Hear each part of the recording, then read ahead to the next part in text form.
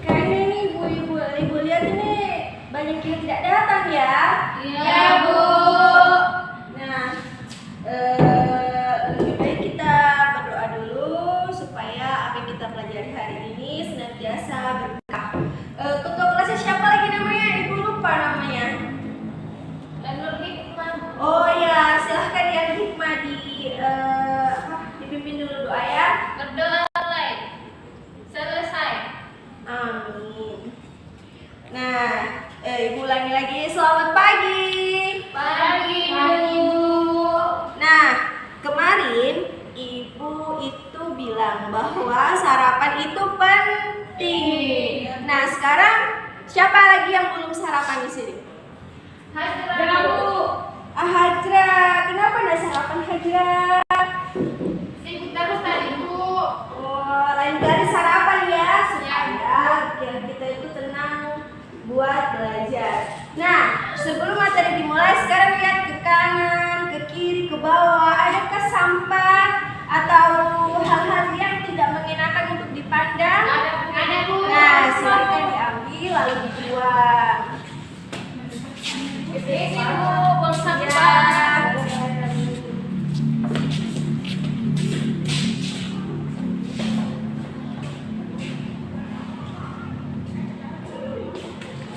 Sudah dirasa aman?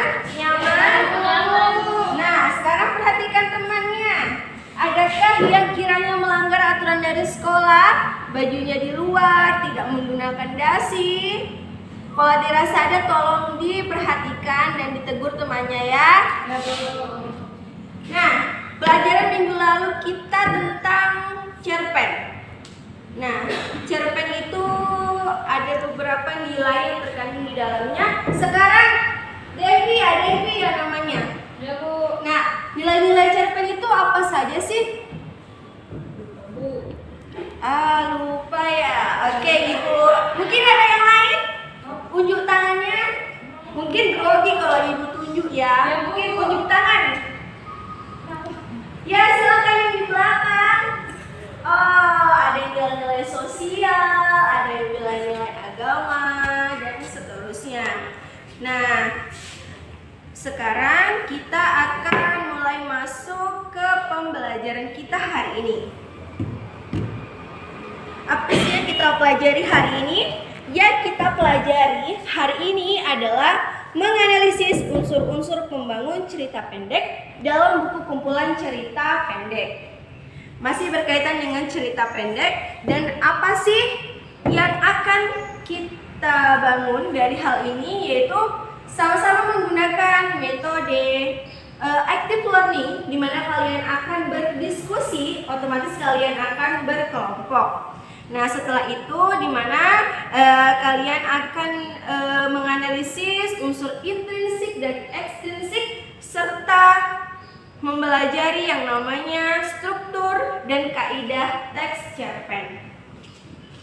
Nah, sekarang Ibu akan membagikan yang namanya kertas. Isinya adalah teks cerpen. Sekarang duduk berdasarkan dengan kelompoknya ya. Kelompoknya itu terbagi menjadi 6. Berarti satu orang ada sekitar 6-5 orang dalam satu kelompok. Bergerak tanpa berisik ya.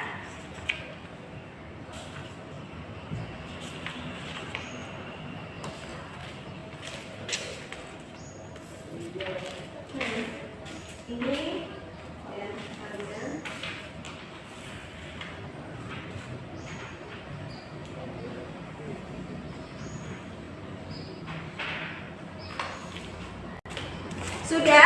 Sudah dilihat semuanya? Kita akan masuk ke unsur-unsur pembelajaran teks cerpen. Di sini kalian akan mempelajarinya melalui video pembelajaran. Kalian simak dan kalian perhatikan, karena setelah ini akan mengerjakan tugas yang akan Ibu berikan.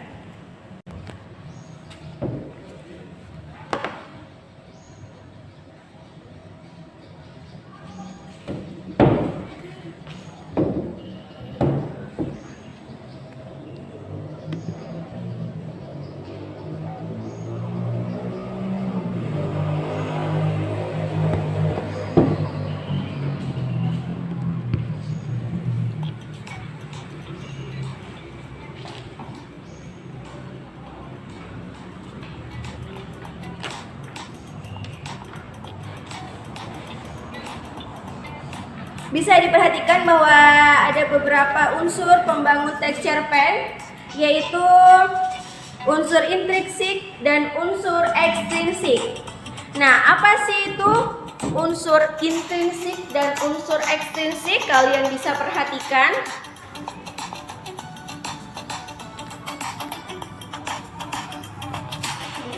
Unsur intrinsik adalah unsur yang terdapat dalam cerpen atau dikatakan dengan unsur yang bagian dalamnya cerpen. Bisa dikatakan ketika sebuah bangunan tidak ada semennya, itu tidak akan bisa terbangun bangunan tersebut, sama dengan cerpen. Nah, apa sih saja unsur-unsur dari intrinsik cerpen itu? Kita sama-sama melihatnya.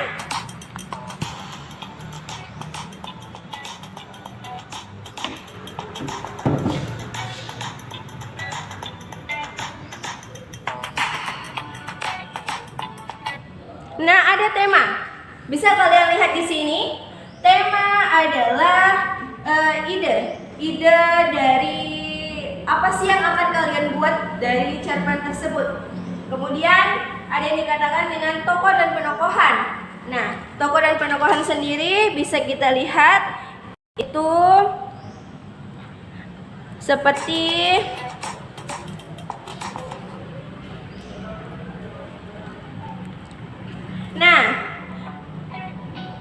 ada katakan tokoh antagonis, tokoh yang jahat, tokoh protagonis, tokoh yang baik, tokoh tritagonis, tokoh pertengahan, dan tokoh pendukung.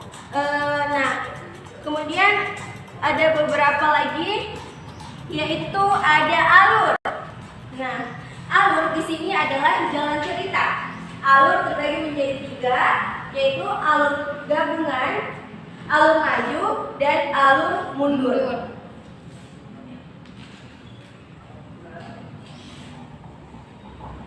Nah, di dalam alur juga terdapat beberapa hal, dan ini juga termasuk dari struktur dari cerpen sendiri yang akan dipelajari pada video selanjutnya.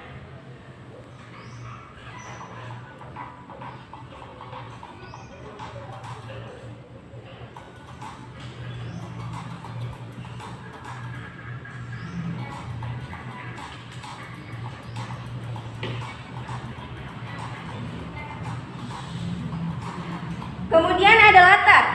Latar adalah tempat terjadinya peristiwa. Ada latar waktu, latar suasana, dan latar tempat.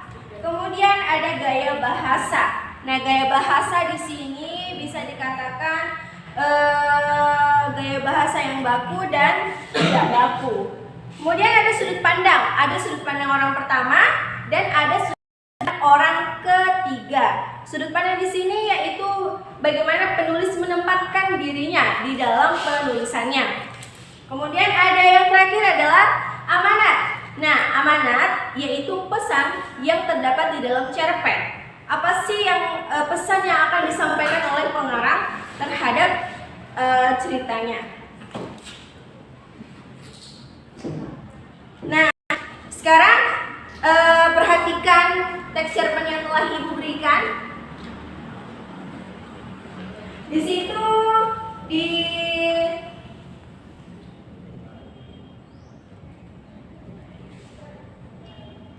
bisa diperhatikan ada teks cerpennya. Apa sih itu struktur dan kebahasaan dari teks cerpen?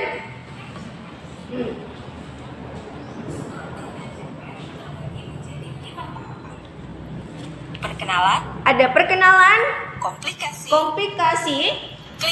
klimaks, penyelesaian, dan amanat. Nah, ini adalah kelima tahapan dari struktur teks cerpen. Perkenalan. Bagian ini memperkenalkan siapa para pelaku, apa yang dialami pelaku, dan di mana terjadinya peristiwa. Jadi, pada bagian perkenalan, biasanya selain pelaku ada juga latar. Nah, latar ada apa saja? Ada latar, tempat, suasana, dan waktu. Itu dimunculkan di perkenalan.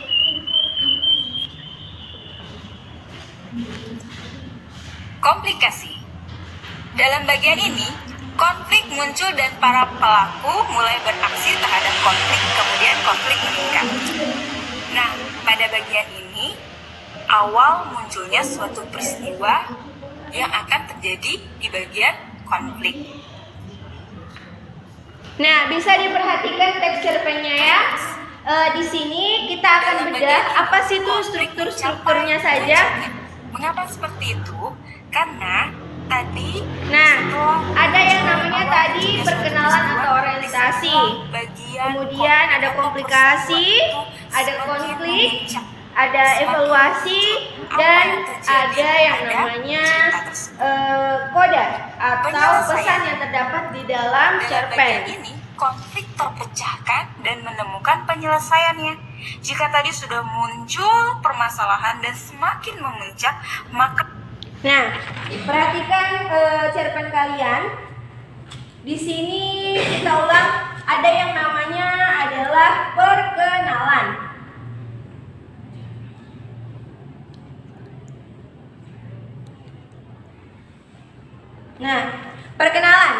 Perkenalan di sini ini biasanya terdapat di bagian depan. Dia memperkenalkan, misalnya di sini dia orientasinya yaitu dia sudah merasa sedih karena ditinggal dengan istrinya, kemudian disusul oleh anaknya. Kemudian lanjut ke bagian komplikasi. Nah, komplikasi ini seperti mulai ada konflik, munculnya konflik. Dia sedih sebab ditinggal oleh istrinya, bisa kalian perhatikan di dalam cerpen. Kemudian ada yang namanya klimaks. Nah, klimaks ini adalah yang menegangkan, hal yang paling menegangkan dalam sebuah cerpen. Misalnya sudah ditinggal istrinya, ditinggal anaknya, kemudian dia sudah mulai merasa tenang, dia harus melanjutkan hidupnya. Kemudian ada penyelesaian. Nah, penyelesaiannya di sini dia merasa bahwa hidup ini terus berlanjut. Kemudian ada yang namanya amanat. Nah, yang saya katakan amanat juga bisa disebut dengan koda. Bisa diperhatikan sekali lagi, biasanya di dalam soal tidak ada amanat, yang ada hanya koda. Jadi sekali lagi koda itu bisa dikatakan dengan amanat. Kemudian kita lanjut di bagian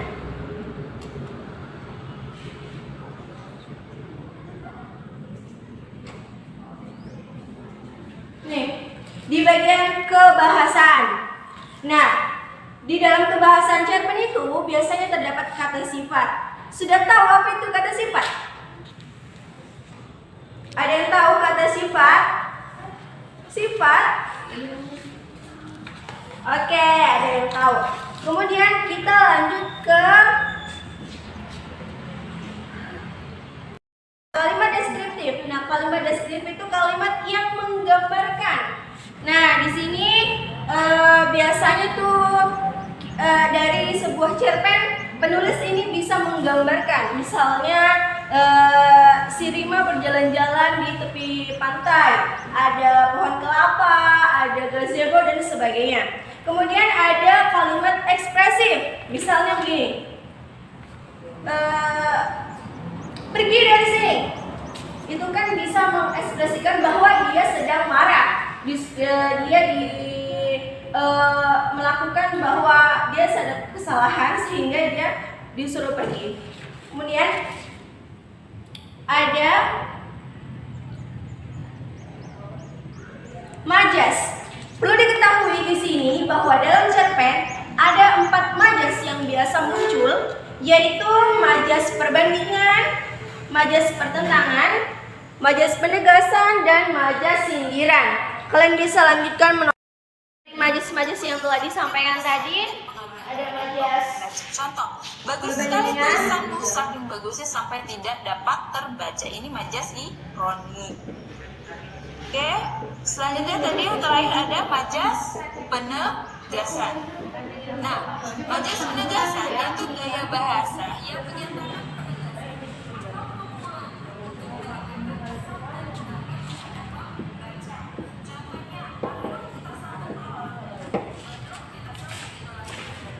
Ini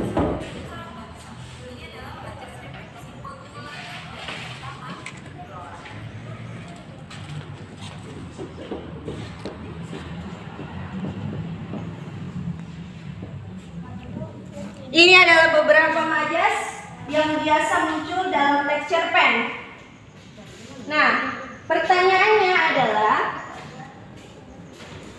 apa yang ingin kalian pertanyakan dari video pembelajaran kita kali ini? Saya, Bu.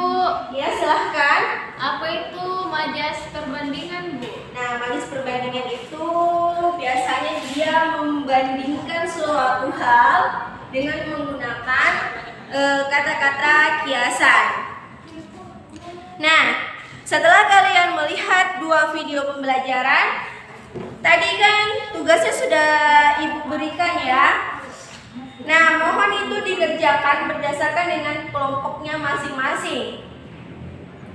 Seandainya waktu tidak mencukupi, hal itu bisa dibawa pulang.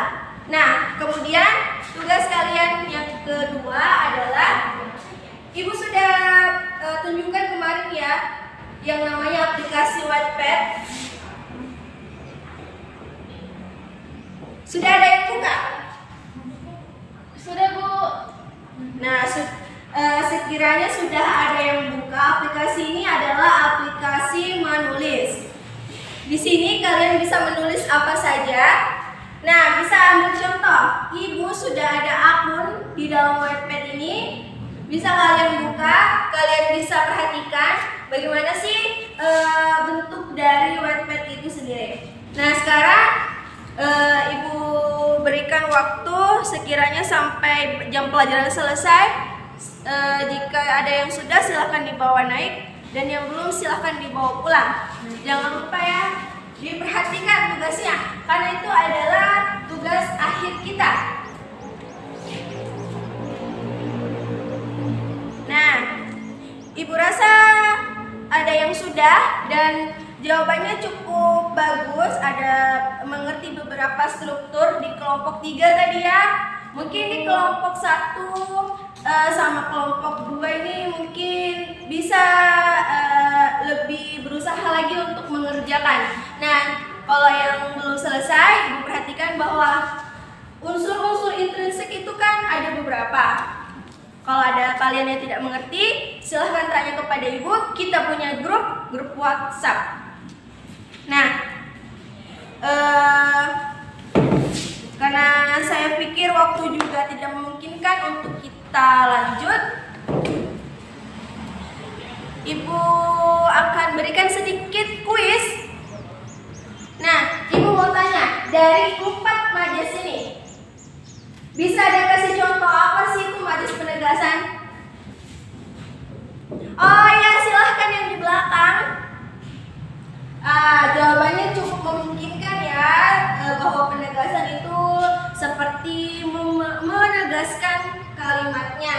Nah, mungkin cukup sekian yang dapat Ibu sampaikan. Kurang dan lebihnya mohon dimaafkan. Sekali lagi mohon diperhatikan tugasnya, karena itu tugas akhir dari pertemuan kita di Texture Pen. Sekian dan terima kasih.